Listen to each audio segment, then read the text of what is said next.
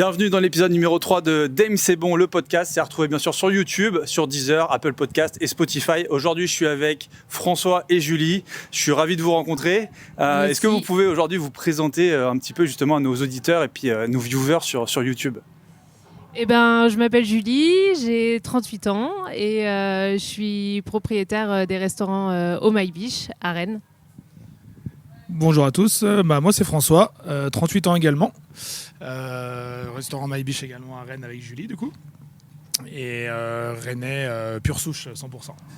Toi aussi rennaise ou Moi, près de Rennes, Romillé, donc petite commune au nord-ouest de Rennes à 25 km. On valide, c'est Rennes. Première question, c'est un petit peu vos premiers souvenirs justement liés à tout ce qui est l'univers restauration, cuisine. Est-ce que vous avez des choses qui, dans votre enfance, vous vous êtes dit tiens, ça me marque et encore aujourd'hui j'y repense et c'est des super souvenirs qui auraient peut-être pu amener à ce que vous êtes devenu aujourd'hui? Moi, à vrai dire, je viens d'une famille dans le milieu associatif, donc pas grand-chose à voir avec la restauration, quoique ma tante était quand même concierge en fait dans des hôtels un peu de gouvernante générale. Gouvernante générale, c'est l'entend ça. Gouvernante générale, c'est vrai, dans des palaces, etc., mais pas vraiment dans le milieu de la restauration, plus de l'hébergement. Souvenir, moi le premier qui me vient à l'esprit, c'est pour le coup être chez moi à Romillé. Je suis petite avec ma sœur dans la cuisine et on décide de faire un petit menu le soir pour nos parents. Donc on crée un resto éphémère qui s'appelait La Bonne Fourquette, parce que moi je suis des années 80-90 et du coup Tom Tom et Nana, La Bonne Fourchette, enfin nous on appelait ça La Bonne Fourquette. Et du coup, voilà, on faisait vraiment, genre toute une soirée, on leur disait allez vous poser devant Question pour un champion. Et puis on faisait un petit menu qu'on collait sur la porte. Alors, c'était pas de la grande cuisine, hein, on faisait des petits bouts de saucisson coupés, des pâtes c'est l'intention qui à la compte. sauce tomate. Et puis un yaourt en dessert. Mais l'idée, c'était vraiment genre on mettait notre tablier, on les accueillait, on faisait le service, tout ça. On dressait la table, on mettait des bougies. Donc en vrai, j'ai toujours aimé un peu faire à manger pour les autres. Ok, donc c'est vraiment au final, il y a un lien avec aujourd'hui. On passe pas du tout au tout là. C'est vraiment les prémices. Oui, et même accueillir des gens, parce que je jouais tout le temps à la commerçante, que ce soit la bibliothécaire, que ce soit vraiment j'accueillais les gens dans ma chambre, enfin ma sœur, les membres de ma famille, pour jouer à la marchande. Donc l'esprit commerçant un peu. Et toi, François? Moi, c'est petit aussi, donc pas tout à fait comme Julie, mais c'est plus. Moi, j'ai beaucoup aidé en fait ma maman étant petit dans les tâches de l'ordre domestique ménagère un peu de la vie. Hein, donc, moi, je viens des quartiers nord de Rennes, Maurepas, et moi, je suis une famille du coup. Ma mère était d'origine tzigane, mon père est marocain, donc vraiment une cuisine très méditerranéenne un peu et beaucoup de plats en sauce, des ragoûts et des gros plats surtout à partager. Et c'est vrai que j'ai toujours mis la main à la pâte dès mes 6-7 ans avec ma mère, que ce soit aller faire les courses ou faire à manger. Donc ça va faire le tagine, faire les gâteaux, les choses comme ça. Et du coup c'est vrai que j'ai été assez vite autonome dans faire à manger. J'ai toujours bien aimé ça en fait, cuisiner. Un vrai plaisir d'accompagner, d'aider, de participer quoi. Voilà, les plats familiales très simples, mais toujours ça, mettre la table, débarrasser la table. Enfin voilà, des trucs on va dire un peu basiques de la maison, mais c'est vrai que moi depuis tout petit je le fais et c'est naturel, j'ai toujours aimé ça. Donc la cuisine ça a commencé là vraiment avec ma mère quoi. Et suite à ça, donc il y a ce peut-être à l'époque on sait peut-être pas encore que c'est un déclic, mais après la suite de votre enfance, de votre adolescence, il y a des formations qui j'imagine des études. Et qu'est-ce qu'elles sont liées à ce que vous faites aujourd'hui? Pas du tout. Est-ce que vous pouvez nous raconter un peu votre parcours jusqu'à à peu près votre aventure ici quoi?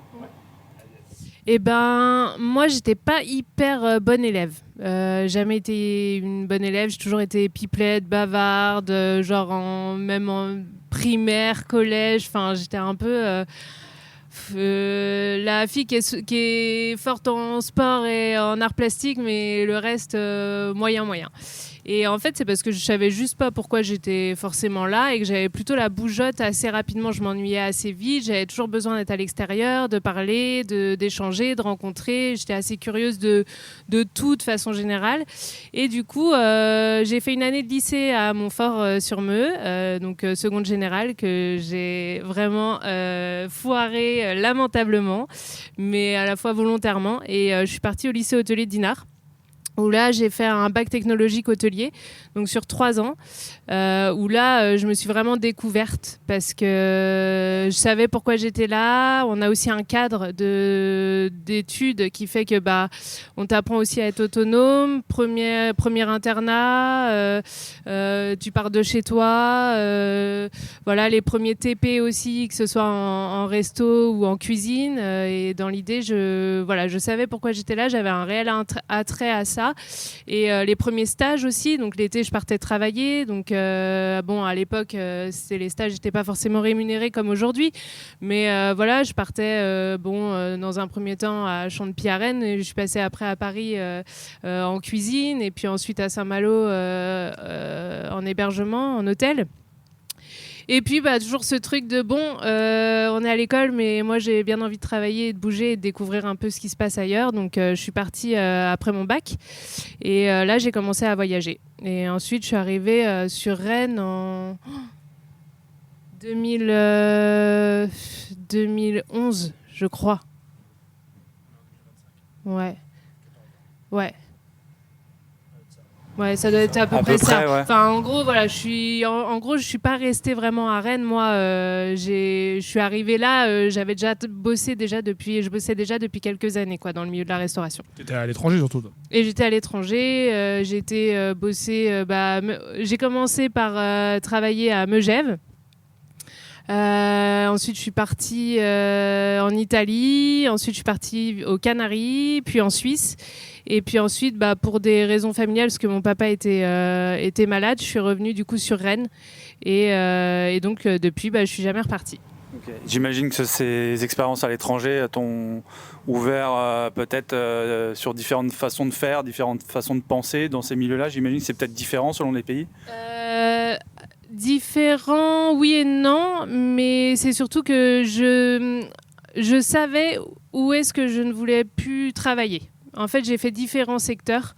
J'ai travaillé autant dans des crêperies, que j'ai travaillé au Club Med, que j'ai travaillé dans des stations balnéaires, des stations de ski, autant en cuisine qu'en salle. Et en fait, je savais vers quel type de resto je voulais pas être. Je voulais pas bosser forcément dans les gastros, par exemple. Parce que j'ai eu des mauvaises expériences aussi. J'ai commencé à travailler dans des gastros quand je travaillais en cuisine. Et moi, là-bas, je voulais être en cuisine. Mais à l'époque, j'ai eu quelques petites mauvaises expériences parce qu'il y avait beaucoup de brigades de garçons. Et je me faisais un peu enfermer dans les chambres froides, les petites mains aux fesses avec de la farine, les petites choses comme ça. Quand tu as 16-17 ans et que tu commences un peu, tu sais pas trop comment réagir. Et du coup, c'est vrai que je me suis un peu orientée vers le milieu de la salle, que j'aime tout autant parce que j'adore être avec les gens et créer du relationnel et créer de la fidélité. Fidéliser le client, moi j'adore ça. Revoir le client, etc. 2-3 fois par semaine, c'est vraiment un plaisir. Et donc voilà, en fait, ça m'a permis d'avoir beaucoup d'expérience, d'acquérir beaucoup de choses rapidement et de savoir, là, c'est pas trop dans ce type d'établissement-là que j'ai envie de bosser. Et finalement, après arriver sur Rennes, on s'est rencontrés avec François. Et on a su, je pense, créer un établissement un peu à notre image qui réunissait un peu nos deux univers, que tu vas pouvoir dire un petit peu aussi toi, ton parcours. Ça marche. Moi, du coup, l'école, ça allait. Moi, Julie, moi, je me débrouillais plutôt bien. J'étais pas un génie, j'étais un bon élève. J'ai passé toutes mes classes jusqu'au bac. Voilà. Compta gestion, moi, j'étais plus dans cette branche-là. Et c'est plus le fait des faits de vie qui ont fait que je suis arrivé en restauration. Moi, j'avais plus une voie tracée à l'origine pour aller faire comptable, expert comptable, administration. pas très fun, mais c'est un métier louable. Hein. Mais c'est vrai que peut-être moins foufou que ce que j'ai fait après. Mais et non, en fait, j'ai perdu ma maman à 16 ans et demi. Et du coup, j'ai continué mes études pour avoir mon bac, en vivant chez mes frères, puis à l'internat. Et j'ai commencé un BTS, mais par la force des choses, financièrement, je bosse. Parce que j'avais pas de sous et que du coup ce qui s'est passé c'est que j'ai commencé un peu à sortir avec les copains dans les bars, boire des verres. Et puis moi je parle assez facilement avec les gens ou avec ceux qui bossent dans les bars et j'ai commencé à bosser en extra place Radio Baptiste, ça s'appelait L'Amour de Pommes de Terre, le restaurant, à côté du Tio Bakito, parce que je traînais beaucoup au Tio Bakito. Et dédicace à Arnaud. Arnaud. Et du coup, c'est là que j'ai commencé à bosser en extra et on m'a dit si t'aimes bien ça, ce serait bien que tu fasses un diplôme dedans parce que ça sert toujours.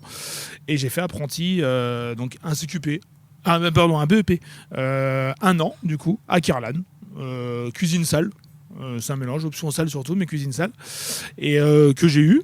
Et j'ai commencé comme ça la restauration. Moi, je suis resté à Rennes. J'ai jamais bougé.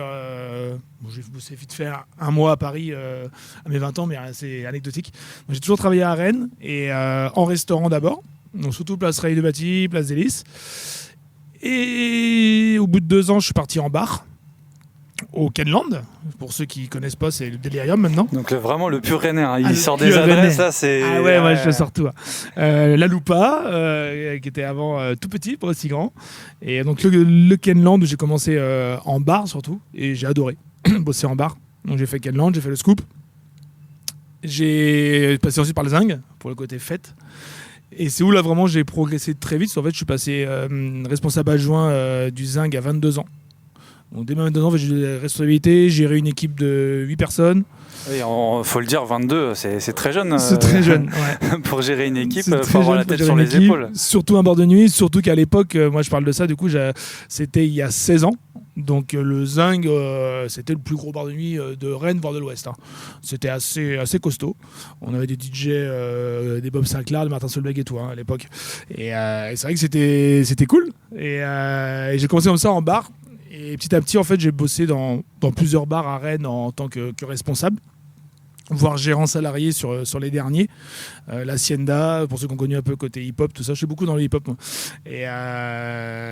Et jusqu'à aller au bar de la Notée, qui sont les Innocents maintenant, où là, j'avais fait pas mal de concerts aussi, tout ce qui est un peu expression urbaine, graft, concert, danse, les bars en trance. On a fait 2 ans de suite les bars en trance avec une belle scène où moi j'ai vraiment adoré. On a eu tout ce qui est Romeo Elvis, Jean Jass, L'Homme Pâle. Quand même, c'est les premières scènes un peu qu'ils ont fait en France. C'était à Rennes, c'était dans mon bar à l'hôtel, c'était très cool. Et c'est vrai qu'entre temps j'ai rencontré Julie quand j'étais au Zing. Et en fait j'ai toujours cherché moi à ouvrir quelque chose à Rennes. Je voulais ouvrir un bar à l'origine surtout, un bar qui faisait un peu de bouffe. Ça commençait un peu à l'époque à Rennes, les bars à planches, les petits bars à tapas. Et moi, j'ai toujours aimé le côté américain. Je dis, tiens, on va faire des bars à finger food. Ce qu'aujourd'hui est très banal. Hein. Mais c'est vrai que ça s'est démocratisé. On en reparlera un peu plus tard. Mais il y a 13 ans, 14 ans, c'était pas... Pour manger dans un bar, c'était pas facile. Hein. T'avais les planches qui commençaient, mais à part ça... Et puis, t'avais toujours le petit bol de cacahuètes qu'on te mettait, etc. Aujourd'hui, on te le met plus. Ouais, on te le met plus, là. Aujourd'hui, t'avais des saucissons. T'avais le saucisson, beaucoup. Mais ouais, voilà. Mais t'avais moins ce truc effectivement de planche, ouais. Et donc du coup, voilà. Donc moi, c'est vraiment, j'ai eu un parcours, on va dire, et restauration au début, bar après, même si j'ai toujours un peu été pas très loin de la restauration, mais bar surtout, et surtout toujours en tant que responsable, directeur et à manager, à créer et à diriger des boutiques. Donc depuis l'âge de mes 22 ans, ce qui m'a permis aussi d'être un peu plus vite prêt pour entreprendre, quoi. Et c'est vrai que j'avais un souhait, je me suis toujours dit, je dis à Julie, il faut qu'à 30 ans, j'ai quelque chose, j'ai envie, quoi. J'en ai marre de bosser pour les autres. À chaque fois que je prends une affaire, je la remonte, ça fait du chiffre, ça bosse bien. Enfin, j'ai envie que ça paye pour eux. C'est à ton tour, quoi. C'est ça. Ça retombe pour nous, pour moi un peu avant. Et c'est vrai qu'au début, c'était pas prévu qu'on fasse ensemble, qu'on ouvre une boutique ensemble. C'est un peu en fait en cherchant et en mûrissant le projet qu'on a en fait créer un peu un embryon de ce qui est au My Beach aujourd'hui, hein, mais qu'on va pouvoir aborder après, mais qui a commencé sur le mail en 2017, c'est ça. Donc si je résume, déjà tous les deux, on voit que vous avez le côté vivant et partage, le côté humain en tout cas, de vouloir partager des choses et d'aller à la rencontre et d'échanger en tout cas. Et ça c'est, vous allez me dire si je me trompe, mais je trouve que c'est une des bases de justement la restauration. En tout cas je trouve. Si t'aimes pas les gens, tu fais pas restauration. Hein. Si on avait voulu être riche, j'aurais pas fait restaurateur. Hein. Je vais être clair. Il y a d'autres métiers pour ça. Donc faut aimer les gens, faut aimer ça et le partage. C'est un métier, c'est un métier où tu dois aimer les gens, tu dois savoir bosser avec des gens aussi, parce que tu peux bosser tout seul. Hein. Mais à un moment, tu peux jamais aller très loin tout seul. Donc là, on arrive à un point justement où vous parliez de la rencontre. Comment justement ça se concrétise par le lancement de OK, on a notre projet, on a notre nom et on se lance, c'est ouvert et c'est à nous de jouer maintenant. Comment ça se concrétise? Même là, c'est un point qui est pas forcément souvent abordé, mais trouver un lieu en fait. Comment ça se passe? Aujourd'hui, on sait que tu peux avoir une idée, mais avoir un pas de porte, tu vas pouvoir mettre ton idée en application, c'est pas si simple que ça. Donc comment à l'époque ça se passe? Parce que j'imagine que ça évolue aussi. Comment ça se passe? Moi j'ai l'impression que ça a été hyper vite. Je sais pas si toi ton ressenti. Ça a pris un an. Mais je trouve que c'est quand même assez rapide. En fait, ça me paraît comme si on savait déjà à peu près ce qu'on voulait faire. Le concept, on les avait. C'est le nom, on avait plus de temps à le trouver, mais le concept, on l'avait. Plus ou moins quand même. Le nom était là depuis le début, mais on essayait de trouver autre chose et puis au final ça s'est remis un peu dessus. Et puis nous on vivait du coup sur le Mail déjà. Au bout du Mail, donc on connaissait le quartier, on connaissait les gens, tout ça. C'était un parking encore à l'époque. Et à l'époque c'était un parking, c'était pas comme ça. Donc toi t'as commencé à visiter un peu plus tout seul déjà. Moi j'ai commencé sur ma dernière année à la noter, j'avais commencé un peu à regarder et puis mon employeur de l'époque il savait, je lui avais dit que moi je voulais ouvrir un truc, il fallait que je trouve. Et du coup j'avais commencé à regarder un peu dans des petits lieux, des petits bars. Donc, j'ai un peu visité quelques petits rades, quelques petits commerces où tu pouvais faire un peu de bouffe, je voulais un truc avec une hotte pour faire un peu de bouffe, avec une licence. Et puis en fait, les petits trucs, c'était soit vraiment très très très délabré et beaucoup de travaux, du coup, fallait se projeter, ou les emplacements ne me plaisaient pas. Et c'est vrai que après il faut trouver les finances aussi parce que ça coûte des sous, ça coûte toujours des sous, mais ça coûtait beaucoup de sous aussi à l'époque. Et c'est vrai que petit, il fallait trouver aussi comment financer le truc, pas non plus commencer par un truc tout petit. Bon, au final, on a commencé par un truc tout petit, mais c'était pas le but à l'origine. Faut bien commencer quelque part. C'est ça. Et en fait, on a prospecté, et puis moi, du coup, je bossais aux Places des Lys, et du coup il y avait le Web Ellis à côté, le bar, et du coup Alain Corbière qui est notre associé depuis le début.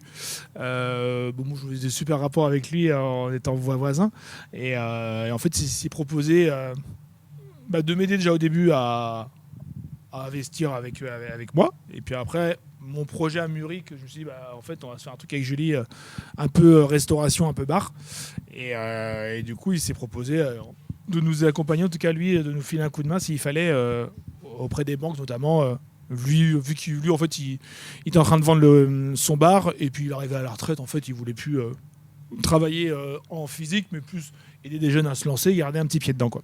Donc nous on a commencé un peu comme ça, déjà on a trouvé du coup un soutien, même s'il n'a pas amené d'argent pur comme ça, c'était juste un soutien bancaire, parce que les banques sont plus rassurées quand derrière il y a quelqu'un qui, au cas où il y a un problème, qui peut aider, parce que nous moi pas de parents, Julie. Peanuts.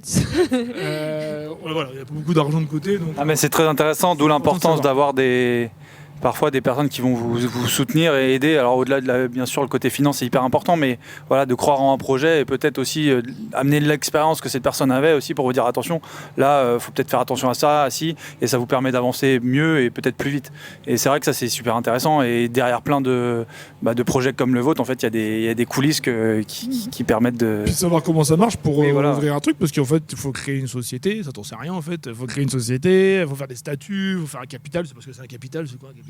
Pourquoi il faut mettre de l'argent en fait que la banque te prend mais te redonne après? Tu comprends rien, tu fais tu rentres dans le système avec les agents immobiliers, les notaires, tous les comptables, les juristes, tout ça, c'est vrai que c'est des trucs où, quand on tu découvres.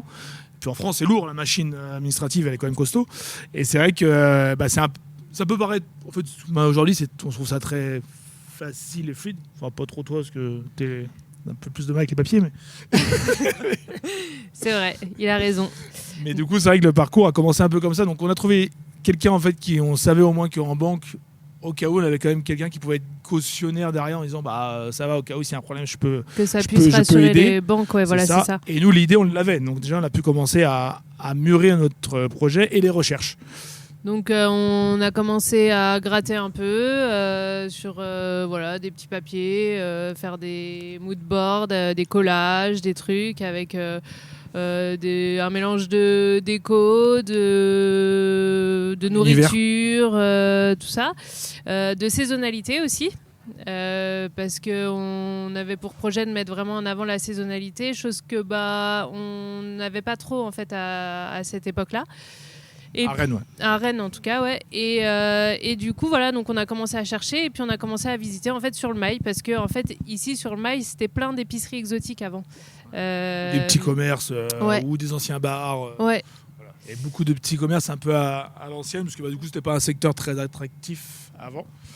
Et c'est vrai que c'était une route, un parking, et c'était un peu des anciens commerces qui étaient là, mais qui en plus savaient très bien que ça allait être rechangé après. Et beaucoup voulaient passer à autre chose, ils ne voulaient pas se taper les travaux non plus. Ou alors ils étaient en train de se taper les travaux du coup depuis 3-4 ans, et ils n'en pouvaient plus, ils avaient envie de se séparer de leurs biens, quoi. Et puis il y avait déjà du coup les grands gamins qui étaient installés. Il y avait Nico et Anso Cormous aussi qui étaient là à l'époque. Il y avait Momo du kebab. Et la piste ouvrait quasi en même temps que nous. Ils avaient commencé les travaux en même temps que nous. Donc on n'était pas beaucoup au début. Et il n'y avait pas beaucoup de monde qui misait un peu aussi sur les commerces du Mail. Donc on s'est retrouvés à visiter ce qui est aujourd'hui la cabane. Donc ça s'est pas fait, mais c'était un établissement assez grand. Donc ça s'est pas fait pour c'était celui-là la cible à l'origine. Raisons, voilà. La raison diverse. Donc ça a été trop long à se faire avec le vendeur, et puis le vendeur a su qu'il allait pouvoir se faire un peu plus d'argent. Et ce qui s'est passé après, c'est que nous, on avait nos petits moyens, et puis en fait, ça s'est su que c'était à vendre, et puis il y a des gens plus expérimentés, plus de moyens, qui ont mis plus cher sur la table, et ils ont gagné, tout simplement. De requins. C'est comme ça. Après, c'est la vie. C'est pas grave, c'est le jeu. Mais voilà, c'est et sûr puis que... de toute façon, on n'aurait pas eu non plus les reins pour avec tous les travaux qu'il y avait à faire, etc. Pour une première expérience, je pense que c'était bien en fait de commencer par là où on a débuté, c'est-à-dire combien ça faisait de mètres carrés le petit local là à côté, Bibi, au Vaivich, du coup, ça faisait 28 mètres carrés le local.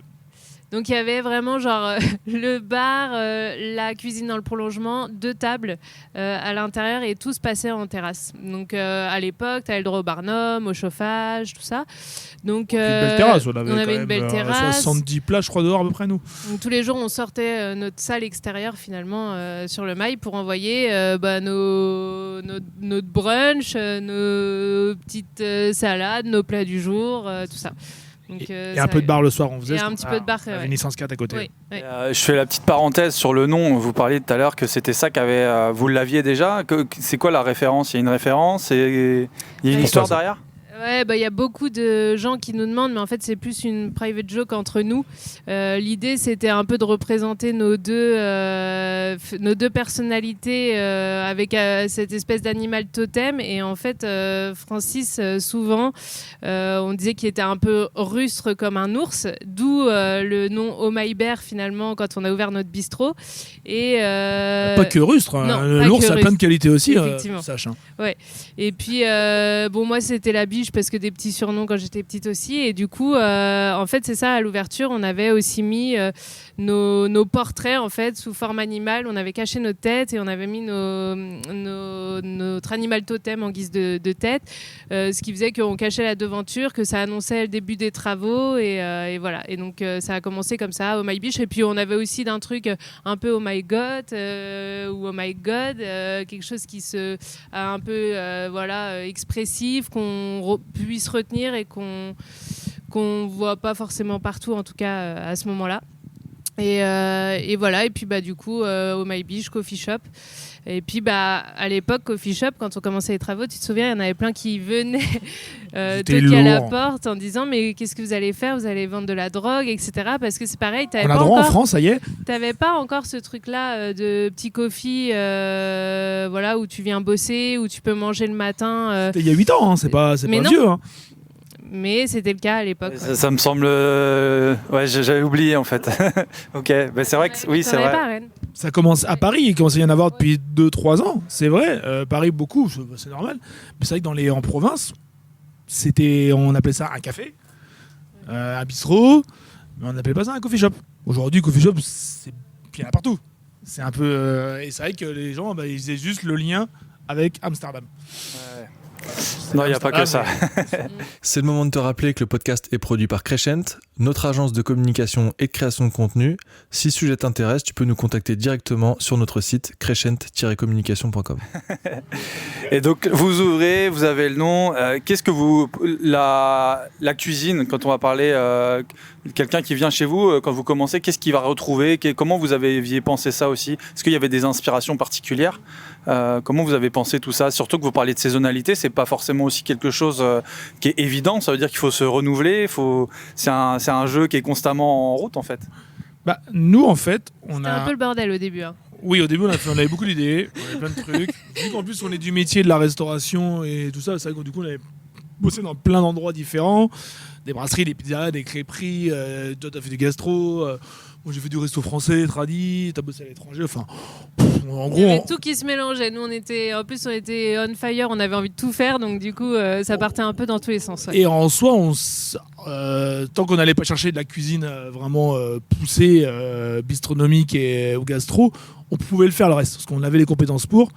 Et du coup, on s'est dit, il va falloir qu'on affine notre truc, qu'on sache ce qu'on va faire. Parce que. En fait, ça ressemblait à rien, notre truc, c'était un fourre-tout. Et ça a été une brasserie, plutôt un coffee shop. Et vu qu'en plus, c'était un peu hybride, c'est vrai que c'est plus clair aujourd'hui.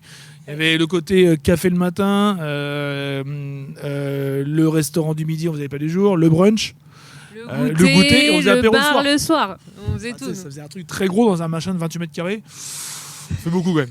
Mais bon, du coup, on s'est dit, en fait, on va faire plus simple. On va faire, qu'est-ce qu'on aime, nous, manger le matin ou au brunch, ou au midi, qu'est-ce qu'on mange, nous, personnellement. Parce que nous, on avait l'habitude de manger du salé le matin. Et manger, on était plutôt des leftos et on aimait bien manger des œufs, plutôt un mode un peu brunch, des avocats, des trucs comme ça.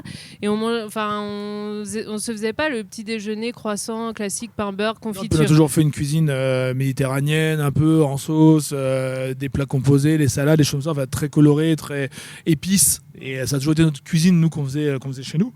Et c'est vrai que c'est ce qu'on mangeait. On adorait aussi la street food. À chaque fois qu'on voyageait quelque part, c'était la street food. On aimait bien aller manger des grilled cheese, etc. Donc on a commencé comme ça.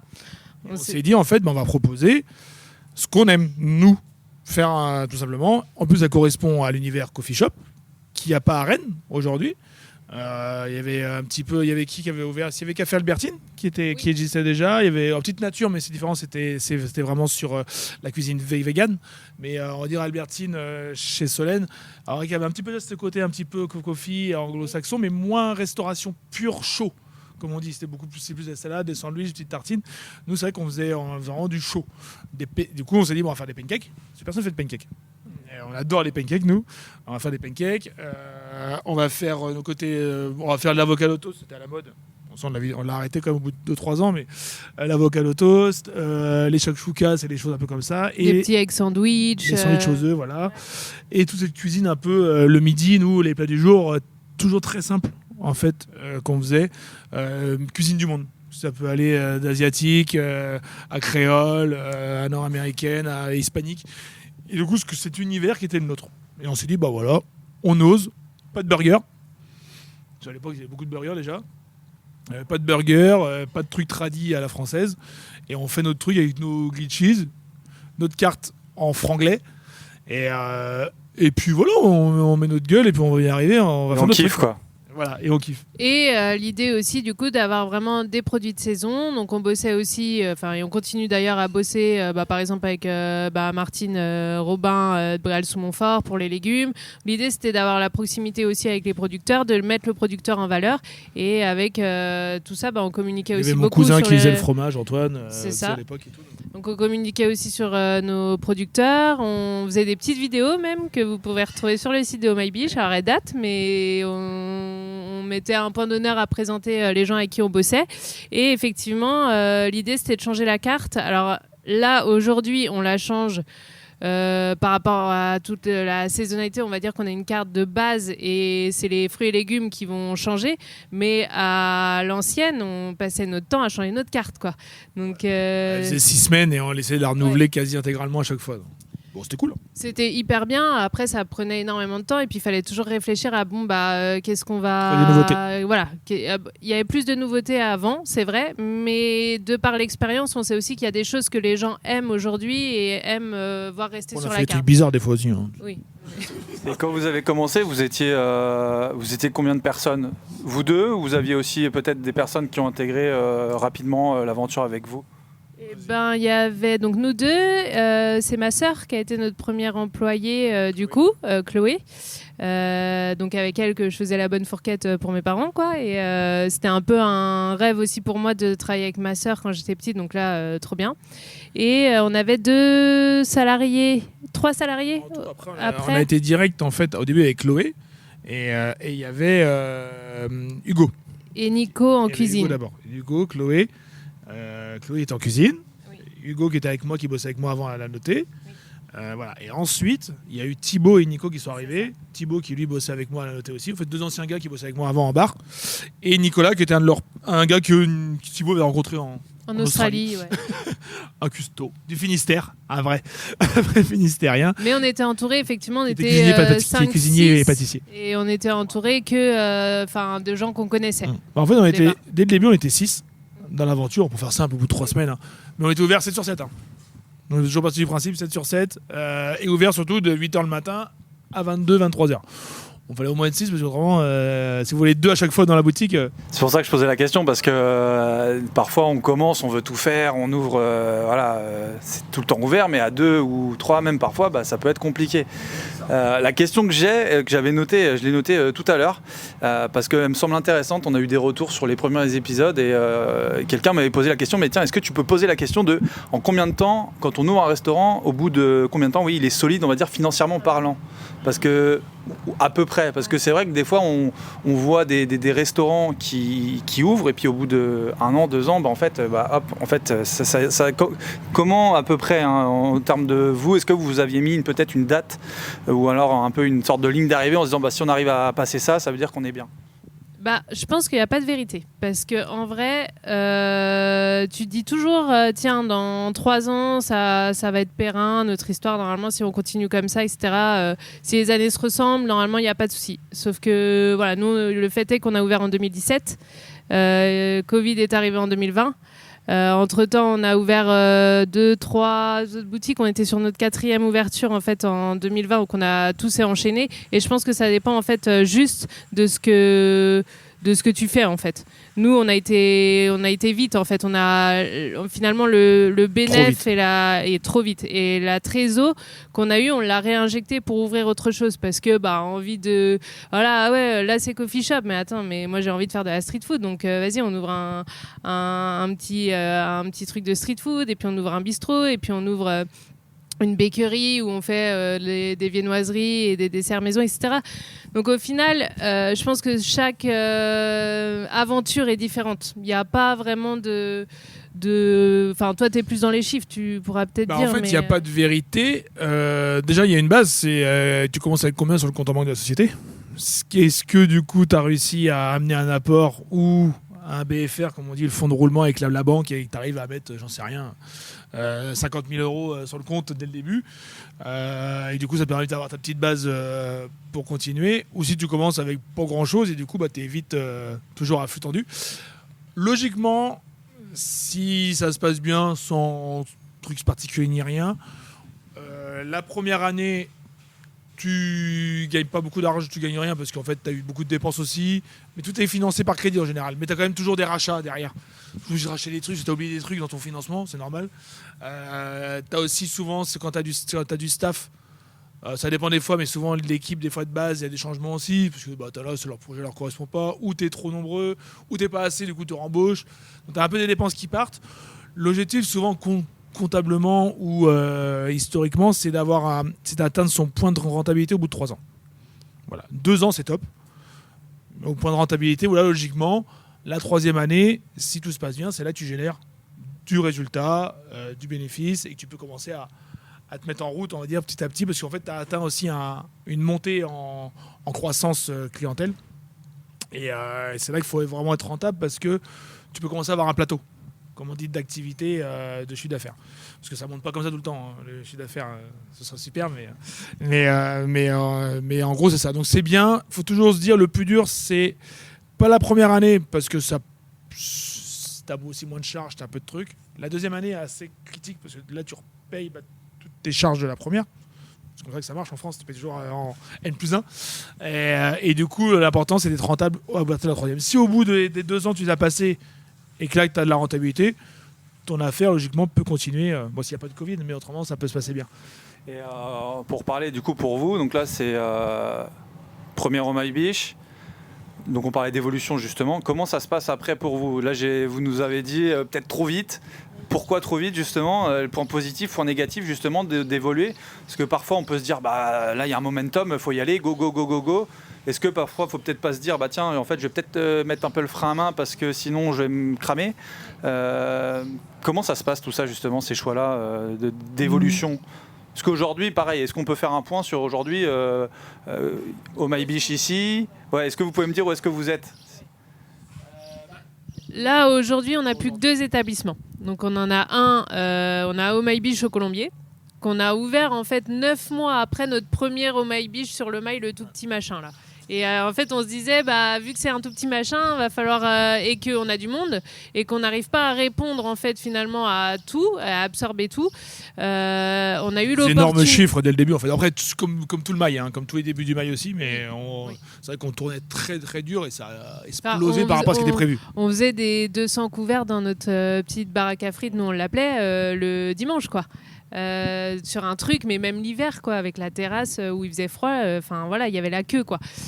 Moi j'ai des petits souvenirs, mais j'ai l'impression que c'était un peu le rendez-vous, non ? Le dimanche, les gens ils avaient l'habitude de venir chez vous parce que même pour nous c'était le rendez-vous. Nous le dimanche, en gros, on se disait est-ce que t'es prêt à te faire ramasser quoi. C'est la guerre.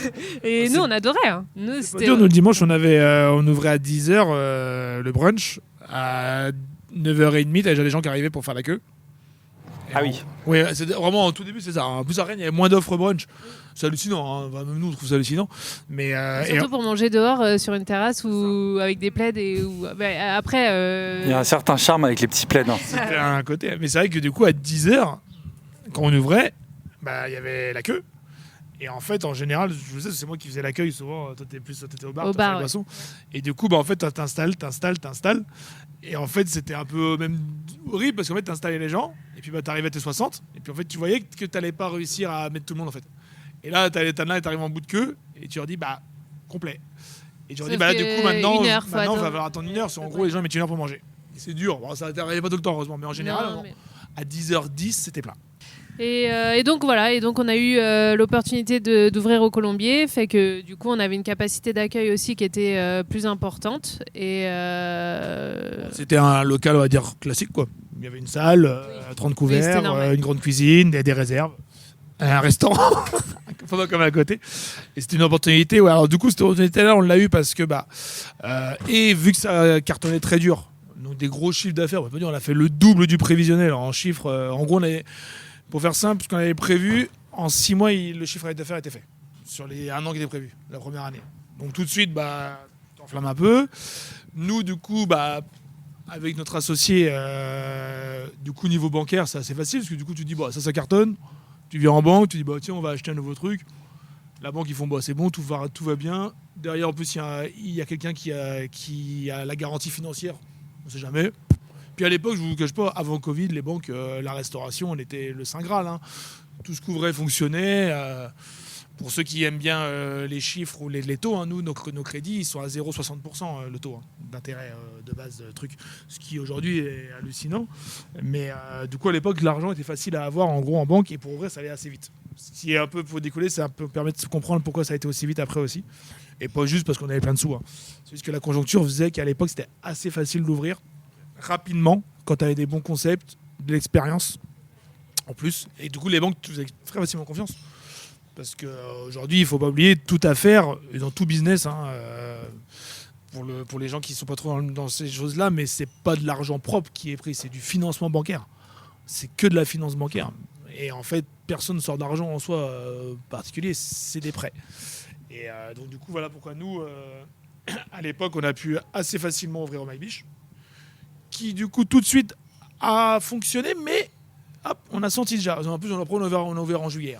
C'est pas forcément la meilleure période pour Et Colombier. on a ouvert dans le quartier Colombier aussi, fait que les gens, comme on avait bravo. deux au MyBiche, préféraient, et qu'on faisait la même chose, la même carte, préféraient aller sur le My plutôt qu'au Colombier dans l'idée, quoi.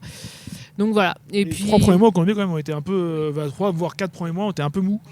Et là, c'est même, tu te dis même là, hop, on a peut-être fait les cons quand même, parce que en fait, c'est parti. Dès que l'automne est arrivé là-bas, c'est parti. Puis il fallait se faire sa clientèle aussi. C'est pas la même clientèle dans le quartier Colombier que le Mail, donc il fallait aussi expliquer aux gens ce qu'on faisait, qui connaissaient pas forcément l'enseigne du Mail. Donc voilà. Et donc on a fait une super année 2019 en gros. On l'a ouvert en 2017, septembre 17 au Mail, juillet 18 au Colombier, et on va dire tout structuré 2019. Super année. Impeccable. Entre-temps, en plus, c'était en 2018, on a vécu la Coupe du Monde au Mail, la folie. Tout se passait bien, quoi. Ouais. Nickel. La vie était superbe. Il faisait chaud, il faisait beau, C'était la incroyable. canicule, les terrasses. Les gens étaient de sortie, enfin voilà. Donc tout se passait nickel et du Ouais. coup, nous, en fait, on s'est un peu enflammé, si, je pense. Et on avait surtout beaucoup d'idées. Et on voulait mettre ça en œuvre. Et pour se canaliser, il n'y en a pas un qui arrive à canaliser l'autre, quoi. C'est En ça. gros, Ni notre associé d'ailleurs, on parce que lui, bon, allez-y. on s'engraine et Ça marche du bien, coup allez-y. on avait toujours cette idée de bistrot qui nous trottait dans la tête, de bar à manger en fait.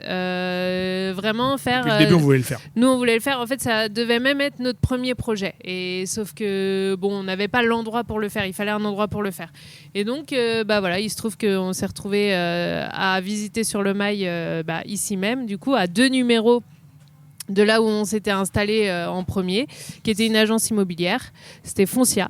Et du coup, on s'est dit... Une opportunité, en fait, ils rendaient leur bail Foncia. Ils partaient au Parlement pour agrandir leur bureau là-bas. Et du coup, on les connaissait un peu, tant que c'était des clients, et cette opportunité, et c'est vrai qu'on s'est dit, c'est collé, il y a 2 énormes cellules, entre là et à côté, du coup, et il y a moyen peut-être de faire le bistrot ici. Super pratique, en plus on reste au Mail, c'est à côté. Nous c'est une création, on a toujours aimé créer, nous. Pas reprendre des trucs qui étaient déjà existants. Ou ça, et puis on a crée. toujours fait les travaux aussi nous-mêmes dedans. Enfin, après on est passé par au bout d'un moment un cabinet d'architectes. Au bout du 3e, mais les 2 premiers, on les a fait nous-mêmes parce que... C'était un plaisir pour vous aussi de participer à tout ça. Exactement, et de créer le truc vraiment de A à Z, toujours dans l'idée de ce que je vais proposer, ça va être fait maison. Donc l'idée, c'est aussi de faire maison. C'est pour ça que c'est un peu imparfait chez nous. C'est un peu, voilà, mais dans l'esprit... c'est parfaitement parfait. L'idée, c'était de rentrer et d'avoir l'impression d'être clairement chez nous, d'être dans notre maison, quoi. Et donc voilà, pour faire simple, ensuite on a ouvert au Maillebert, où là, du coup, on avait enfin notre bistrot où on pouvait proposer le soir, le midi, toujours plat du jour, petite formule déjeuner, etc. Et le soir, on faisait des tapas-assiettes. Nous, on appelait ça des tapas-assiettes, donc des petites assiettes à partager, mais que pareil, tu n'avais pas sur Rennes. Alors qu'aujourd'hui, tu peux retrouver plein de bistrots qui font ça super bien d'ailleurs, où tu as plein de petites assiettes à partager. Je pense à Petit Louis, Benaise, voilà. Et en fait, c'est ça, en 2020, tu n'avais pas ça encore. À Gousse aussi, là, les gars de tête d'ail. Oui, Donc, ouais. c'est pareil, un petit Ouais. deck un peu grillade et tout. Enfin voilà, ce côté ça, une petite assiette qui est super cool, qui vient pareil des bistrots parisiens un peu... à l'origine, qui ont mis 2-3 ans à arriver après en province. Et c'est vrai que nous, on a toujours été un peu amateurs de ça aussi, de ce style de bouffe. Et on se dit, tiens, on va le faire à Rennes. Et puis ça nous permettait non plus d'avoir 2 choses différentes. L'affaire de journée au MyBiche, l'affaire de soir au Maillebert. Bon, c'est cool, voilà, franchement, on s'est dit super. Donc tous ces projets-là se sont montés en 2019. Et ça s'est monté hyper rapidement parce que quand tu prends du recul aujourd'hui, tu te dis mais comment j'ai réussi à faire tout ça, comment on a réussi à faire tout ça aussi vite. Et en fait, je pense qu'on avait beaucoup d'énergie et beaucoup d'idées en fait à revendre et que du coup on a réussi à mettre ça en place. En fait, tout a coulé. En fait, c'était assez simple finalement. Puis, comme on dit toujours aussi dans l'entrepreneuriat, quand t'as la vague, quand t'as le truc, faut continuer, faut surfer sur le truc. En fait, tu t'ennuies pas, t'as envie, t'as tes idées. Et tant que c'est chaud, faut continuer parce que c'est vrai que c'est toujours comme ça dans les gens qui entreprennent ou qui ouvrent des choses dans tout secteur. C'est vrai que c'est vivant, tu te lances, c'est dynamique et en fait, t'as envie de ça. Ça te fait bouger, ça te fait vivre. T'as trop bien, genre des idées. Sauf faut faire gaffe quand même des fois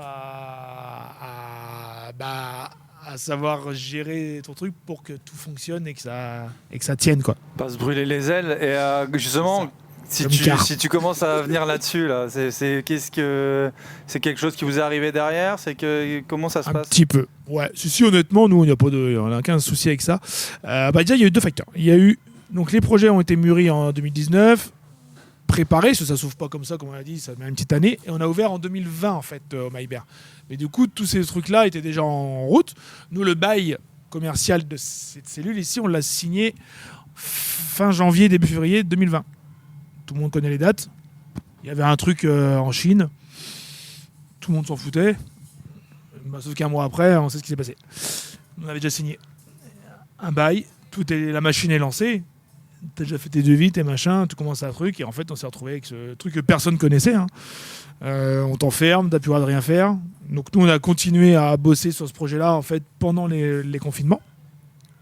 Les travaux ont recommencé un petit peu pendant l'été 2020 et en fait on s'est dit allez, les couvre-feux, les travaux se font, on arrive enfin à ouvrir au Maillebert en octobre 2020 du coup. On se dit c'est bon, allez, on va faire l'hiver, c'est parti. Et on sait tout ce qui s'est passé fin octobre. Et là, on reprend le 2e confinement. Vers 7 jours. Non, 9 jours. 9 jours sous couvre-feu. Sous couvre-feu en plus, parce que le couvre-feu est tombé. Et ensuite, ils ont fermé le 30 octobre. Ils ont remis confinement, qui a été moins long pour les gens, mais pour plus long les restaurants pour et tout l'univers du loisir, on va dire, a duré 9 mois. Si on n'oublie pas, ça a duré jusqu'en juin 21. On n'a pas eu le droit d'ouvrir. Donc nous, on avait du coup, à cette époque-là, 3 restaurants qui étaient fermés, dont un qui a juste fait coucou aux gens pendant une semaine. Et là, du coup, mine de rien, tout de suite, tu commences déjà un peu à stresser parce que t'empruntes, t'as de l'argent qui est sorti, les PGE, t'as des salariés que t'as embauchés. Alors l'État fait le travail, ils ont payé normal, ils nous ont forcé à fermer donc ça, mais t'as fait des crédits en PGE pour te refaire un peu de trésor parce que ta trésor que tu pensais te faire un peu au début, tu ne l'as pas. T'as un peu de doute quand même. Entre-temps, on avait aussi signé, comme on dit, ce local, mais il y avait du coup notre pâtisserie qui, elle, a continué ses travaux aussi, du coup. Oui, parce qu'il y a... on a été client avec Aurélien à Bécry, on adorait venir d'ailleurs. C'est là qu'on vous a connus, vous. Et on venait avec plaisir. En tout cas, nous, c'était un... Moi, j'habite pas très très loin, du coup, je sais qu'à chaque fois que je passais, on avait nos bureaux à un moment par ici. Là, et c'était un plaisir de venir passer, prendre tout ce qui était viennoiserie, etc. On trouvait justement des choses qu'on ne trouvait pas ailleurs. Et on a été très très déçus le jour où on avait appris que ça se terminait. Donc après, pareil, comment ça se passe tout ça? Parce que comme tu dis, on engage des choses et puis après on se rend compte, tiens mince, en fait, les bases, elles sont peut-être en train de se partir un peu en... Bakery, ça a été un peu la même chose. Ça du coup, alors, le local était signé et tout en amont. Il y a eu des gros travaux de structure. Bon, c'était pas notre charge, c'était aux charges des propriétaires, mais il y a eu tout le plancher bois à refaire, les choses comme ça. Bon, moi, l'établissement est sain maintenant, mais donc des gros travaux de structure en amont qui prennent du temps. Donc, pareil, après, il y avait le confinement, les trucs, donc on s'est dit, ça va prendre son temps. Ça s'est mis en place, les travaux, et en fait, on a ouvert en décembre 21. Pour faire le petit topo, ça nous fait au Maillebert qui rouvre vraiment en juin 21. Entre-temps, Bakery, on continue à bosser le projet qui ouvre en décembre. Donc on se retrouve en gros pour 2022 avec 4 boutiques, 35 salariés. Avec 4 établissements qui font pas la même chose. Ouais, des horaires différents. Des horaires différents. Il faut pas non plus les mêmes compétences au niveau des salariés, que ce soit pour la bakery, que ce soit pour le bistrot, que ce soit pour le street food. Donc il faut aussi mélanger les équipes. Il faut staffer, il faut recruter, T'as du staff surtout qui bosse dès 6h le matin au niveau bakery jusqu'à 1h30 à Berre. Donc en gros, en fait, on était à moitié tout le temps 5 heures sur seulement le où terrain. t'as pas de gens qui travaillent. En gros, où t'as pas de boutique dans tes boutiques. Donc t'as 5 heures où t'as un peu l'esprit tranquille, toi. La nuit où tu te dis, bon, normalement, tout est fermé, il peut rien arriver. Sauf que le reste du temps, t'es toujours un peu à te poser la question, est-ce que, il n'y a pas de problème, et puis t'es sur tous les fronts, de toute façon, hein, on va pas se mentir. Et puis, moi, en tout cas, de cette période, ce que j'en garde, alors c'était super parce que voilà, t'as plein de choses, on va dire, sur le feu. C'est hyper intéressant. T'as plein de retours de clients aussi qui sont là. Waouh, mais putain, ouais, c'est bien ce que vous faites. On n'a pas l'habitude de voir ça. Donc, c'est assez galvanisant. On a pu mettre toutes nos idées en place. Exactement, on avait ce qu'on avait envie de faire à mettre en place. Franchement, à part les pizzas, je pense qu'on a tout fait ce qu'on voulait. Oui. J'adore les pizzas. Jusqu'au moment où tu te dis, non, il y aura pas de pizza. Les pizzas, dans une autre vie. C'est peut-être dans une autre vie, mais je pense pas. Mais jusqu'au moment où tu te dis, en fait, je suis partout, sauf avec mon client. Comme au départ, il y a bon là ça faisait 4 ans, et je suis partout. Mais nulle part. Mais nulle part. Ça veut dire que j'accueille plus mon client, je lui sers plus son café, je lui demande plus comment ça va, je sais plus ce qu'il mange, ce qu'il prend, et en fait t'es juste en train de gérer des problèmes. Ça. Et pour synthétiser un peu, pour que les gens comprennent vraiment la synthèse juste et assez simplement, c'est que en fait nous on est toujours très fiers de ce qu'on a fait, que ce soit dans toutes les boutiques. Au Maillebert, pour nous, c'est peut-être au niveau culinaire, celui où on a le plus poussé. Et on est le plus fiers de ce qu'on mettait dans l'assiette. Vraiment, on allait chercher des choses, nous en tout cas, qui nous faisaient énormément plaisir, avec les gars et les filles qui ont travaillé. Bakery, pareil, sur la technique de pâtisserie. Lucas Jamin, super pâtissier. On a fait 1 an avec lui, magnifique, sur des idées, un gars qui ça fusait, et techniquement très très fort. Et du coup, on a pu aller chercher des trucs pareils qui changent, qui nous font plaisir, toujours à des prix accessibles qu'on a pu faire avec les gens. On a toujours voulu avoir des prix, nous, accessibles, corrects, on faisait nos marges. Hein. Toujours du staff aussi pour le faire, donc ça prend du temps. Ça coûte de l'argent aussi. Quand on est nombreux. Surtout quand toi, du coup, tu peux pas être dedans, vu que tu as 4 boutiques à gérer, tu es toujours un peu partout, mais tu es en plus. Et donc, tu ne prends pas vraiment un poste à 100%.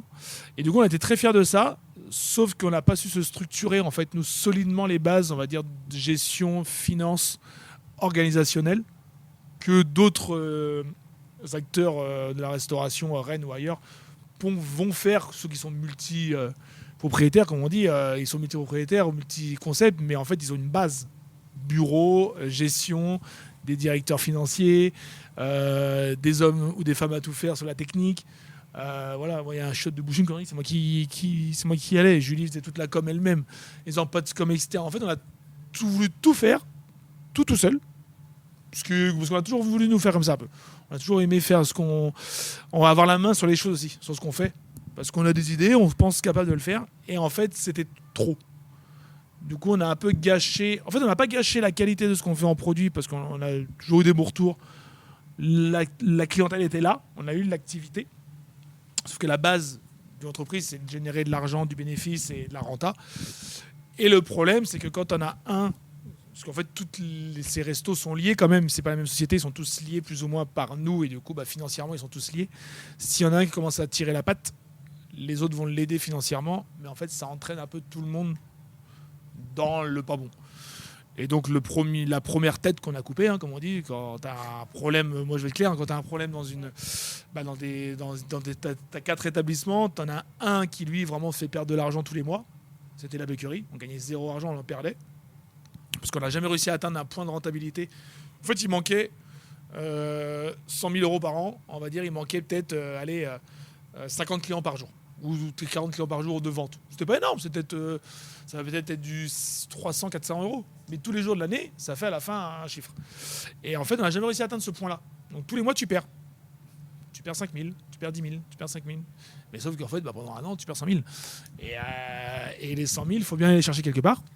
Et c'est pour ça aussi que le choix de l'emplacement, il est hyper important. Parce que Becquerie, tu le mettais dans le centre-ville, tu as toujours du passage en fait. Maille-François Mitterrand, on sait que tu as du passage un petit peu le matin, le midi à mort et le soir. Et en fait, Becquerie, à faire de journée, a besoin en fait, d'avoir des clients l'après-midi. Or, ces clients-là, on les avait pas. Le 14-18 heures qui du centre-ville, tu vas dans la rue Le Bastard, les mairies, tu as toujours du flux de gens qui se promènent. La visitation. D'où pourquoi tous les commerces de restauration rapide sont en visitation en général, ou vers le Columbia, ou c'est des flux de passage. Et nous, c'est ça le problème, c'est que c'était trop cool, mais il manquait ce petit flux qui attire plus de clients. C'est important d'avoir des idées, mais c'est aussi important de ne pas se jeter sur la première opportunité venue. Et nous, en fait, c'est vrai que l'emplacement, par facilité, en fait, on connaît le quartier, on est bien, les gens nous connaissent, etc. Ça a été peut-être trop une facilité, et du coup, peut-être qu'on aurait dû, c'est même sûr d'ailleurs, on aurait peut-être dû réfléchir à 2 fois avant d'installer. Soit pas l'ouvrir, soit l'ouvrir rien. Voilà, exactement. Mais un peu comme au Maillebert, qui lui était un restaurant pur, dans un quartier, le Mail, qui est très bar, et qu'automatiquement les gens recherchent plus de boire des petites bières, manger des planches, que de manger restauration plus assise, un peu service à table, qu'on peut avoir les gens rue Nantaise. Inversement, alors ça joue à 500 mètres, qui fait que tu perds aussi un petit peu d'une certaine clientèle en fait, que tu vas moins avoir parce que c'est tout con, mais les gens c'est juste, ils vont pas avoir l'idée de se dire tiens, souvent l'idée tiens je vais aller boire un verre, je vais aller dans cet endroit-là, je veux des grandes terrasses, je vais aller au Mail. Par exemple le Mail l'hiver c'est beaucoup plus calme. L'été les Rennais vont se dire tiens je vais au Mail, les terrasses sont grandes. Au Lys, je sais que je vais avoir tout ce qui est fête, étudiants, ou je vais aller voir du foot, ils vont aller au Lys. Les matchs, les événements, tout ça. Les restos, tu as des places aussi. Un peu la rue Nantaise, c'est une rue à resto, à petit bistrot. C'est cool là-bas. Et en fait, c'est con, c'est des petits trucs comme ça qui fait que du coup, on s'est dit, nous, on va commencer par couper un, parce que les gens n'avaient pas le choix, la Becquerie, qu'on a mis stop, qu'on a réussi à vendre. Ça a été le premier en fait qu'on a coupé pour stopper l'hémorragie. Le petit établissement du Mail qu'on avait du coup qui s'appelait Bibiche, après là on va pouvoir faire un long truc dessus, mais on faisait des super smash burgers par contre, c'était très très bon. Je me souviens, on a un copain à nous qui a bossé un petit peu et on venait. Ah ouais, qui Antoine. Ok. Antoine. Donc, très très bon. Donc on était venu plusieurs fois tester tout ça, et on se régalait à chaque fois. Bah oui, c'est pour ça. Et donc du coup, moi, ça va chapitre rapide, mais l'immeuble a été vendu. C'était prévu, de toute façon on le savait nous, maintenant c'est un énorme bar-restaurant. Mais du coup ça nous a enlevé aussi un deuxième établissement à gérer qu'on avait un petit peu mis de côté petit à petit, qu'on laissait juste tourner tranquillement avec les petits smash burgers le soir, les trucs. C'était cool. C'était un petit truc qui perdait pas d'argent, qui faisait sa petite vie. Et en fait on s'est retrouvé à un moment ou à un autre, on a réussi à assainir un peu les comptes avec ça, par un choix. Il nous restait du coup au Maille-Biche au Colombier, au Maillebert ici, au Maille Mitterrand. Il y a aussi eu des choix des faits de la vie que Julie et moi, donc on était en couple pendant 10 ans, 11 ans presque. On s'est séparés, voilà, on s'entend toujours bien, autrement on serait plus associés. Et aussi du coup un peu des modes de vie, déjà plus ensemble. Et puis chacun a aussi sa vie qui se fait. Et on s'est dit en fait en réflexion, franchement ce serait bien peut-être de garder le concept qui fonctionne depuis le début, qui cartonne, base, qui a toujours été rentable. Les gens en fait nous identifiaient tout le temps au Maille-Biche. On avait beau appeler ça au Maillebert, Becquerie ou Bibiche Club, les gens disaient, la biche du soir, la biche du matin, les gens c'était disaient, la biche mais de la c'est au pâtisserie. Maille-Biche, machin, et bon, voilà. Donc on a gardé au Maille-Biche, qui était aussi notre premier concept, on va dire, celui aussi qui est ouvert uniquement la journée. Et en fait, on s'est dit, on va se simplifier en fait la vie, déjà pour se remettre un peu d'équerre. Et on va garder 2 établissements, un au Colombier, un sur le Mail. Les deux, de toute façon, les gens appellent ça au Maille-Biche, donc les deux vont s'appeler au Maille-Biche. Ils vont faire la même chose. On n'aura pas besoin, il y aura la même carte, les mêmes horaires, etc. Et déjà, là, on va pouvoir souffler un peu, se restructurer tranquillement et continuer à faire ce qu'on aime faire. On savait qu'on allait tenir de toute façon notre renta sur les deux. Parce que on a nos ratios sur le concept au Maille-Biche, on sait comment ça fonctionne, on sait très bien qu'en nous mettant ici, on allait enlever un petit peu là-bas, il suffit juste de diminuer les charges, et que les deux étaient facilement vivants ensemble, enfin pouvaient vivre ensemble à Rennes, parce que ceux d'ici veulent pas aller jusqu'au Colombier les gens, quand il n'y a pas de place, et inversement. Ils ont la flemme de faire les 800 mètres. Donc on sait très bien, dans tous les cas, on peut fonctionner du coup. C'est 2 quartiers différents. Et d'où est parti du coup en 2023.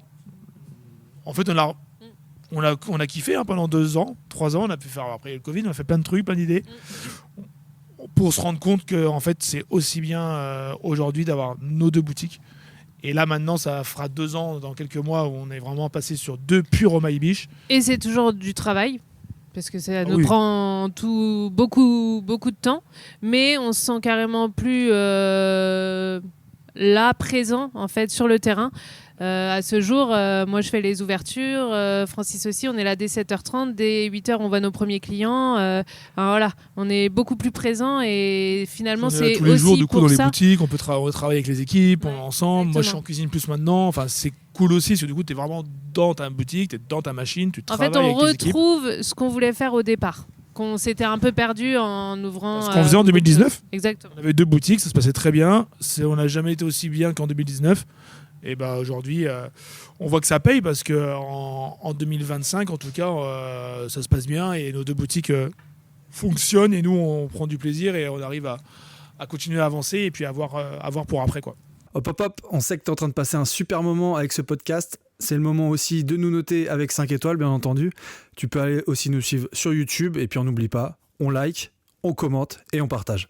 La question que j'aurais, c'était sur justement l'évolution de la façon de consommer la restauration et la façon globale. Comment vous voyez ça ? Est-ce qu'il y a des sujets qui vous font peut-être un peu tiquer de façon négative ou alors peut-être vous voyez ça de façon positive ? Est-ce qu'il y a des choses que vous voyez évoluer ? Moi, ce que je repère un peu, c'est que je trouve que les gens ont un peu moins le temps. Alors c'est peut-être parce qu'on est sur un restaurant, nous, où on est ouvert en journée et donc principalement le midi. Mais j'ai l'impression que les gens prennent un petit peu moins le temps à table. Avant, les gens avaient 1 heure pour manger, ce qui était déjà un peu costaud. Là, aujourd'hui, c'est vrai que des fois, on nous demande est-ce que je peux avoir une table ? Il n'y a pas de souci, je reste pas longtemps. Et souvent, ils veulent manger en 20-30 minutes. Qu'après, faut savoir s'adapter et ajuster aussi sa carte en fonction. Mais c'est sûr que je trouve que les gens prennent un peu moins le temps. Et aussi par rapport au télétravail. Des gens qu'on voyait 3-4 fois semaine, aujourd'hui on les voit peut-être 1 fois. Et je trouve qu'on perd un peu ce truc, quoi. De prendre le temps de partager en fait avec le restaurateur aussi sur le temps de service. Le temps de sa pause, quoi. Non, après, je pense surtout que la restauration, en fait, elle évolue comme le monde, tout simplement, et le mode de vie de la société. Aujourd'hui, tout va plus vite, les gens prennent moins le temps surtout, c'est de l'instantané, on consomme plus vite aussi, et en fait, moi je dis, les gens mangent comme ils vivent, tout simplement. En fait, on prend la restauration rapide, moins de temps pour manger parce que c'est moins essentiel, entre guillemets, on se nourrit juste. Un sandwich, je peux faire l'affaire. Et moins ce côté aussi partage avec les autres. Comme tu peux revenir là-dessus, il y a beaucoup moins. Il y a encore ces repas de bureau, mais aussi moins. Et il y a aussi une chose toute simple. Pourquoi la restauration évolue comme ça ? On est tout le système, de toute façon, depuis... ça a commencé avant le Covid, mais ça continue beaucoup après. Tout ce côté, mine de rien, de livraison à domicile, qu'il y a pu y avoir, pour faire les plateformes. Tout ce côté aussi de restauration plus rapide. Comme on dit fast-food. Fast-food, c'est un grand mot, moi, je trouve. Ça ne veut rien dire aujourd'hui. On est en restauration rapide. On considère restauration rapide en Maïbiche. Ils peuvent manger en 1 demi-heure, donc c'est que c'est un fast-food. Mais c'est tout simplement qu'aujourd'hui, il y a beaucoup plus ce côté-là, restauration, qui se développe partout. Parce que les gens veulent aussi de l'instantané, consommer quelque chose de nouveau, rapidement, et avoir un budget accessible. Il y a aussi une question de finance. Et aujourd'hui, tout le monde ne peut pas se permettre d'aller toujours mettre 25 ou 30 euros le midi au restaurant. Et que c'est vrai que ce qui est accessible à 15 euros, à dire, allez, c'est cool, ça passe. Et on mange vite. Et comme tu dis, surtout, les gens ont moins de temps aussi parce qu'ils commencent un peu plus tard le matin. Ils finissent plutôt le soir le travail. Des fois par rapport aux enfants, parce qu'on est amené à l'école, les récupérer. Du coup, le temps de pause du midi, c'était 2 heures avant. Aujourd'hui, c'est 1 heure bien serrée, quoi. Ouais. Donc voilà. Il y a un sujet que je voudrais revenir avec vous parce que je sais qu'au début, en tout cas quand vous avez commencé votre projet, c'était aussi super important et en parlant d'évolution aussi, je pense que c'est un sujet qui peut être hyper intéressant avec vous deux. C'est l'importance de la communication.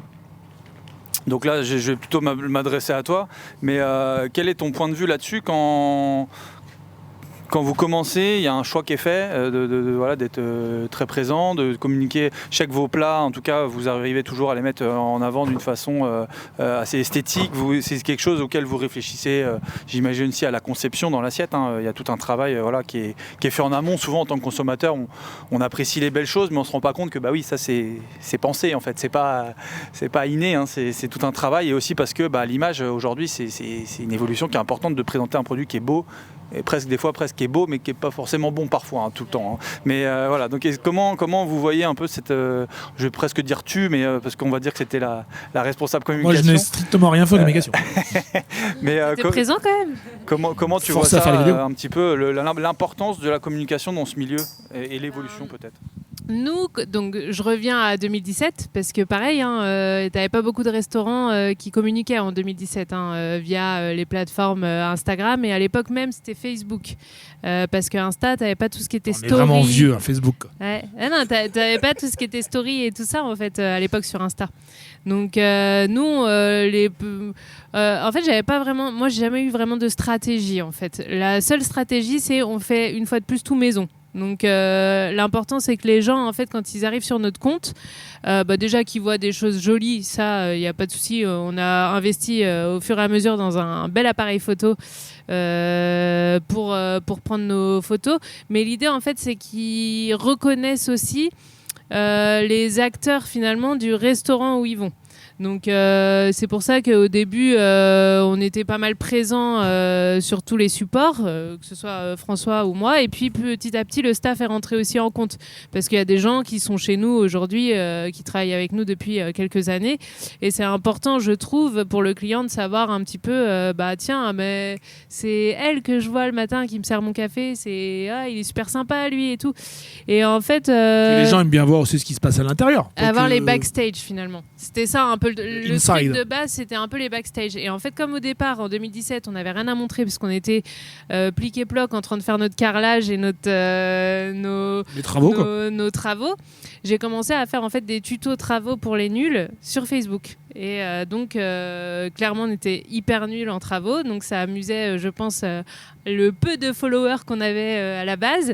Et en fait, au fur et à mesure, comme il y avait plein de tutos travaux, et les gens ont commencé à nous suivre. Ah tiens, ça va être quoi leur prochain tuto en fait, on ouvrait un restaurant, mais on faisait qu'on ouvrait une entreprise de BTP, quoi. Parce qu'on n'avait pas de support alimentaire ou de boissons et tout à montrer. Donc, en fait, voilà, on montrait un peu comment on ouvrait un resto. En fait, c'était ça le truc. Et donc, les gens, quand on a ouvert le resto, on avait déjà 1000 abonnés, qui était beaucoup pour l'époque, 1000 abonnés quand c'est ton premier établissement. T'as même pas posté un plat, quoi. Et puis, en fait, quand les gens sont arrivés, mais en fait, on vous a suivi dans vos tutos travaux. Ah, mais le néon, on a vu comment vous l'avez posé, vous avez galéré. Et puis, en plus, lui, il est passé derrière, il l'a cassé dimanche dernier. Et en fait, on communiquait beaucoup sur les backstage de story, etc. Et donc, voilà comment c'est arrivé. Et puis, moi, ça a toujours été un plaisir aussi de partager via les réseaux. Alors, je parle plutôt professionnellement que personnellement. Parce que je suis pas du genre, moi, par contre, mon compte est privé, voilà. Mais j'aime bien, en fait, j'ai toujours été attirée par mettre en valeur des plats en photo, le staff aussi, montrer qui te fait à manger. Pareil, des fois, je vais poster des clients habitués qui sont d'accord avec ça, mais Marcos, qui vient chez nous depuis des années, des fois, il apparaît dans la story, et même les gens connaissent Marcos maintenant. Donc, c'est plus, en fait, comme un journal. Moi, c'était un peu mon petit journal intime professionnel, quoi. Aujourd'hui, cette semaine, voilà ce qui s'est passé au My Beach, quoi. Bon, tu postais vraiment ce qui te passait par la tête, ce que tu avais envie, c'est ça. C'est pour ça que des fois, il y avait... Des fois, il y avait même du karaoké. C'est ça. C'est pour ça que des fois, il n'y arrivait rien, et puis des fois, il y avait beaucoup de posts, et c'était un peu... Et qu'on n'a jamais aussi voulu avoir des gens, en fait, payer des gens, finalement, pour faire la communication. Parce que l'important pour nous, c'était vraiment que ce que tu vois correspondent à ce qui se passe en fait dans le restaurant. Parce Pas que quelque chose de lambda, quelqu'un qui est extérieur à ça, si tu veux, il va faire une belle photo, il va faire une belle vidéo, c'est pas le sujet. Mais je trouve que tu vois, t'as un truc en plus quand c'est toi qui... Parce que la personne, par exemple, du staff qui va être en face de toi, qui va te parler, bah, elle te connaît. Enfin voilà, il y a un échange qui est différent. Plus authentique, brut et la proximité, quoi. Ok. C'est sûr, on cherche pas, on pense pas à mettre tel hashtag qui permet d'avoir plus de et puis je suis un peu vues et de machin. et puis là je suis un peu une boumeuse, hein. Ça veut dire que là ça y est, je suis un peu dépassée par certains Je vois trucs. bien, on progresse plus sur les réseaux, c'est foutu. Heureusement qu'elle a ouvert un compte TikTok avec une vidéo dessus, mais on va y arriver un jour. Ça va vite aussi, hein, c'est Ça dur. va trop vite, mais je m'y remets un peu, voilà. Mais des fois, c'est pareil, j'ai des phases, tu vois. Des fois, quand ça allait pas hyper bien, parce que j'étais dans le jus, dans tout, j'avais plus envie de rien faire. Et puis, 4 établissements qui font pas la même chose, tu dois pondre des cartes, tu dois pondre du contenu. Enfin, alors je le faisais, il n'y avait pas de souci. Et puis, on était quand même pas mal suivis sur nos 4, parce qu'on avait 4 comptes Instagram différents. Mais c'est du taf. Et au bout d'un moment, je trouve que moi, j'avais perdu un peu le plaisir. Là, ça revient. Mais j'avais plus envie de poster pour poster. Donc, c'est vrai qu'il y a eu un petit creux. Donc, forcément, l'algorithme fait qu'on ne voit moins. Et tu passes un peu à la trappe. Mais l'important, je trouve que c'est important, les réseaux. Parce qu'aujourd'hui, tout le monde a un Insta pour son restaurant. Mais ce qui est le plus important, en vrai, de vrai, c'est en fait la continuité de la qualité de service, de la qualité de ce que tu as dans l'assiette. C'est ça qui est le plus important. C'est que, tu vois, tout le monde n'a pas Instagram, tout le monde ne regarde pas les réseaux. Et en fait, ce qui est important, c'est que le mec qui vient une fois par semaine ou deux, il soit content de ce qu'il a. Tu peux attirer le client avec des belles photos de plats, des choses, ça. Si quand il arrive... méchant, c'est comme certaines enseignes mondialement connues, la photo est belle, mais si ton truc à la fin le bout de steak il a pas de sauce dans le pain, c'est triste, ou le serveur est mauvais, t'es déçu. Du coup le but c'est quand même qu'à l'origine ce soit bien sur place. 100% d'accord, même 1000% d'accord. C'est que du plus en fait, les réseaux sociaux. Faut se dire que c'est un plus gratos. Moi c'est pour ça que je me suis toujours dit ça, il faut que ce soit gratos. On n'a jamais rien payé en com. On a des rats pour ça, on paye pas de com. Déjà qu'elle est payée, c'est bien genre. J'aurais une dernière question. Chacun va avoir sa réponse. C'est en 2 phrases. Vous avez quelqu'un qui vous dit moi j'ai envie de me lancer dans ce milieu-là. Qu'est-ce que vous lui conseilleriez très brièvement? Un petit conseil sur quelqu'un, un jeune, une jeune, un moins jeune, une moins jeune, mais quelqu'un qui voudrait se lancer là-dedans, qui a très peu d'expérience, mais qui a l'envie. Qu'est-ce qu'on pourrait lui dire à cette personne-là? En 2 phrases ou 3, en 4 si tu veux. Moi la première c'est fais ce que tu as envie déjà. Ne copie pas les autres, ne te compare pas aux autres. Fais ce que tu as envie déjà. C'est important parce que ça doit te ressembler si tu te lances dans une cuisine ou un truc de restauration. En tout cas, tu fais déjà ce qui te ressemble, ce que tu aimes toi, et ça c'est important de faire ce que tu as envie toi. Première chose. Et deuxième chose, sois en forme quand même, parce que de toute façon, que ce soit la restauration ou d'autres tafs, ça va te prendre beaucoup de temps dans ta vie. Et sache que pendant, en tout cas, au moins la première année, 80% de ton temps va être tourné sur ton travail, voire 90%. Ce qui est normal, mais c'est vraiment ça quelque chose, des fois les gens ne prennent pas en compte. Et c'est vrai que ça prend beaucoup de temps à cœur. Mais c'est surtout, moi, je pense, c'est ce qu'on a toujours essayé de faire, même si tu peux faire les erreurs, fais ce que tu as envie. Et il n'y a pas de raison. Si tu fais ce que tu as envie, que tu le fais bien, et que tu mets de l'amour là-dedans et que tu le donnes aux gens, ça peut que fonctionner. Il n'y a pas de raison que tu ne marches pas en fait. Peut-être que tu ne seras pas rentable, peut-être machin, mais tu fonctionneras quand même par la clientèle et les gens sont contents de venir te voir. En vrai, je suis assez d'accord. Je te rejoins sur ce que tu dis là. C'est déjà, pose-toi la question si t'aimes vraiment ça. Parce que la restauration, si t'aimes pas ça, en vrai, ouvre pas de restaurant. Ça te crée que des emmerdes. Et les emmerdes que nous, on peut avoir au quotidien, en vrai, on les absorbe un peu mieux parce qu'en fait, c'est réellement ce qu'on a toujours voulu faire et que c'est une réelle passion. Et puis non, c'est ça, sois en forme, t'as raison, sois en forme, et puis arrive en fait essaye, alors ça va être dur au début, mais essaye de trouver un équilibre entre ta vie pro et ta vie perso, parce que nous c'est pas en ça que ça a pêché, François et moi, dans le sens où on n'est plus ensemble. C'est juste que c'est un constat au bout d'un moment, comme plein d'autres couples qui travaillent ensemble ou pas. Mais personnellement, individuellement, trouve du temps pour toi. Arrive à te dégager du temps pour aller faire une activité sportive. Ne sois pas sédentaire, en fait. Ne sois pas dans la sédentarité, ne sois pas... vis pour ton travail, mais épanouis-toi personnellement à côté. C'est hyper important, parce que c'est ce qui va te permettre, à côté de ça, d'avoir des discussions avec ceux qui t'entourent aussi au quotidien et de ne pas t'enfermer dans ton taf. Et t'en seras que meilleur Ouais. au boulot après, parce que tu auras eu cette petite soupape de décompression, de bien-être, qui fait que quand tu reviens, t'es remotivé à faire ce que tu as à faire. Super intéressant comme conseil. Je pense que c'est des choses que tout le monde peut appliquer, même pas forcément dans la restauration d'ailleurs, mais très très bon conseil. Je vous remercie tous les deux pour l'accueil et Merci puis à pour la vous. discussion. Je pense qu'on aurait pu continuer pendant encore des minutes et des heures, parce que c'est des sujets, comme on disait, passionnants et voilà, qui nous pousse à poser plein de questions. En tout cas, je remercie les personnes qui sont allées jusqu'au bout de l'épisode, que ce soit à nous écouter ou alors à nous regarder. Rendez-vous bientôt, on ne sait pas encore avec qui. D'ailleurs, si vous avez peut-être des idées pour un épisode 4, est-ce que vous avez peut-être une personne en tête, un invité qui pourrait être intéressant pour nous? Oui, vas-y, dis-le. On en a parlé tout à l'heure. Il y en a deux, je pense. Non, moi j'en ai. J'ai celui qui... Le mien, oui. vas-y. Celui que je veux. Moi, il y a Shop, il y a Taille, Ok. et Guyenne. Vous connaissez Taille? Alors, on connaît le resto, on Ouais, est déjà allé on manger, mais personnellement, on ne le connaît pas. Bah, Le personnage est... Ouais. Non, puis Taille, il aura et des intéressant. choses à raconter, parce que Ouais. lui, il a ouvert même avant nous. Et Il a un beau vécu. Il a un... Ouais. Et une culture de la cuisine c'est superbe. intéressant. Bon, s'il nous regarde, on se prépare peut-être pour un prochain épisode. Et puis d'ici là, ciao. Salut! Allez.